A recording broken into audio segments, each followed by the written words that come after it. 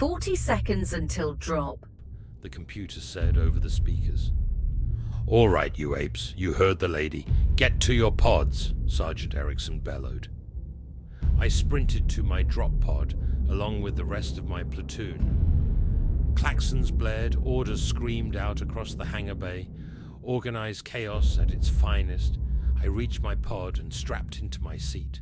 The computer's calm and collected voice came through the pod speaker. 10 seconds to drop. I hit the start button to power up the vehicle. The pod was about 3 meters wide and 4 meters tall.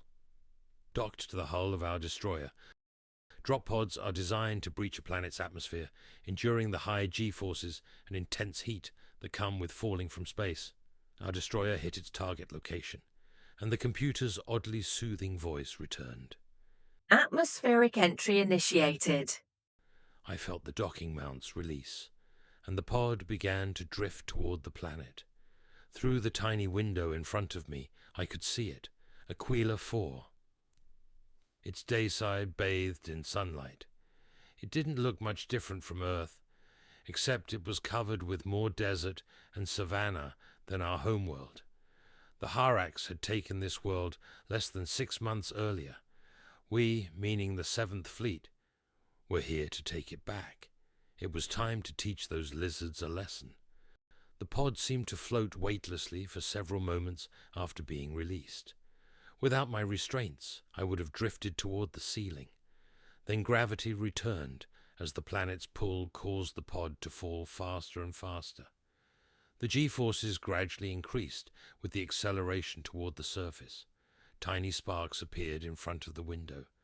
Just a few at first, but soon they multiplied, merging into an orange-yellow glow that surrounded the pod. It's always a rush, doing a dive into battle. The G-forces built steadily as we accelerated to supersonic speeds. Outside, the plasma surrounding the pod shifted in color, orange to yellow, then purple.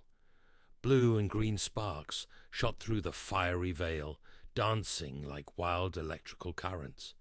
Inside the pod, the heat rose, sweat forming under my suit.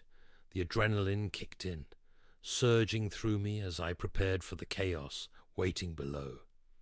I reached for my helmet, resting on my lap, and struggled to lift it into place as the G-forces pressed harder against me. The display on my HUD showed 2.7 Gs and climbing.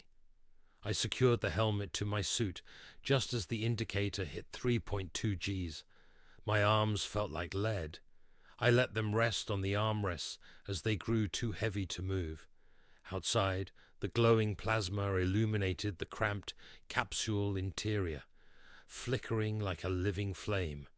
The pressure intensified, pressing me deeper into my seat as the indicator climbed to 4.6 Gs. A dull roar surrounded me, muffled by the helmet but still unmistakable.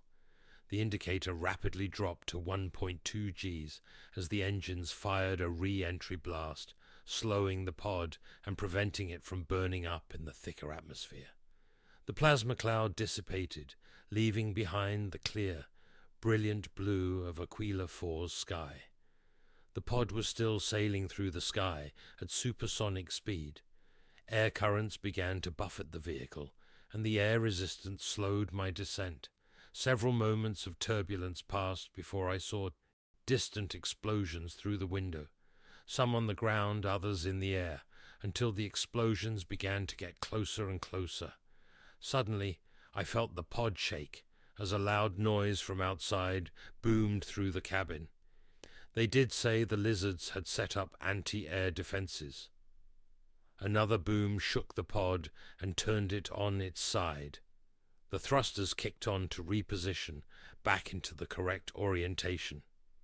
They stayed on to further slow my descent, until touching down on the planet's surface, the door slid open, revealing the bright sunlight and the sounds of war.